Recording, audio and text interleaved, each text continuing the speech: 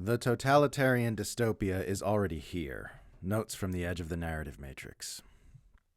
I had a nightmare that I leaked some classified information and got arrested and waterboarded by New York Times reporters.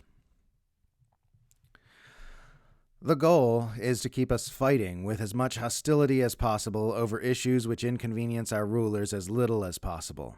It's really amazing how successful they are at this.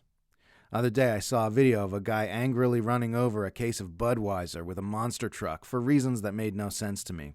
And everyone was excitedly yelling their opinions about it, and I was like, oh my god, we are so fucked. They've got us totally wrapped up. You couldn't design a more effective totalitarian dystopia than the one we're in right now. One where everyone's brainwashed by propaganda without even knowing it. Where everyone thinks, acts, votes, and shops exactly as their rulers want them to, all while thinking they are free. People worry about technocratic escalations like increasing surveillance, digital IDs, central bank digital currencies, etc., and rightly so. Those measures do give the powerful a greater degree of control over the populace. But many incorrectly imagine that a future technocratic dystopia created by those measures would look a lot different from the dystopia we're in right now. And it simply would not. Those measures would be used to help keep this current system locked in place, not to create a new one. People imagine totalitarian dystopia as some dark threat looming in the future because they don't understand how profoundly unfree we already are right now. They think we're free because we can choose what to buy at the supermarket and call the president Brandon, but we're not. They imagine that our rulers have some grand conspiracy to create a dystopia where they can force us all to do as they wish, not realizing that we're already in a dystopia where we are doing exactly as they wish. It really can't be improved upon. They're just locking it in. Seriously, think about it. What could the rulers of Western society possibly extract from us that they're not already getting? There's no meaningful political opposition, no anti-war movement, no anti-capitalist movement, very little critical thought. They've got total control. Everything we do in this dystopia is designed to funnel profit into the coffers of the oligarchs and power into the hands of the imperialists, and all efforts to resist and change these funneling systems have been successfully quashed by mass-scale psychological manipulation.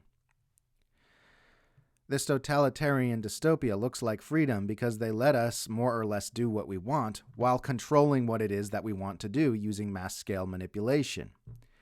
They further bolster this by creating systems where what we do has little or no meaningful impact.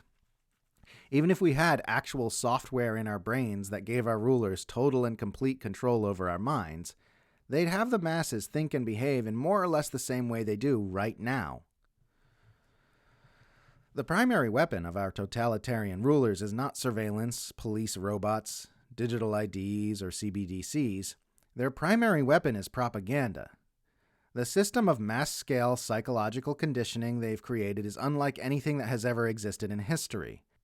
The ability to detect and suppress an emerging revolution is vastly inferior to the ability to use psychological conditioning to prevent people from even thinking about revolting in the first place. That's what real power looks like. That's total control. This is a dystopia whose inhabitants all move fully in alignment with the will of their rulers, without ever even thinking that they are unfree or should try to become so.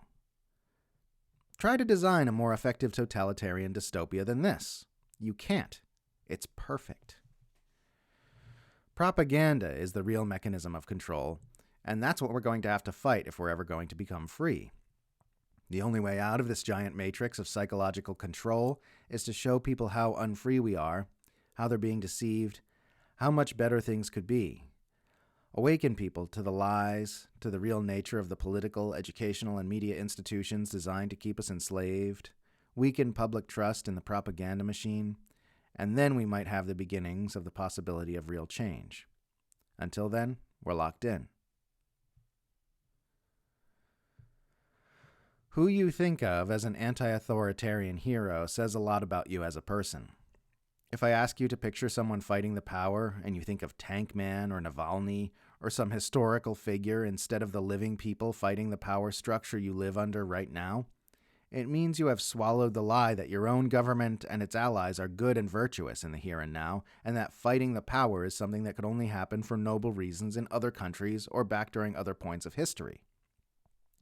In reality, the need to fight the power is greater under the U.S. centralized empire which rules over anyone who's likely to be reading these words, because the U.S. centralized empire is the most murderous and tyrannical power structure in the world right now.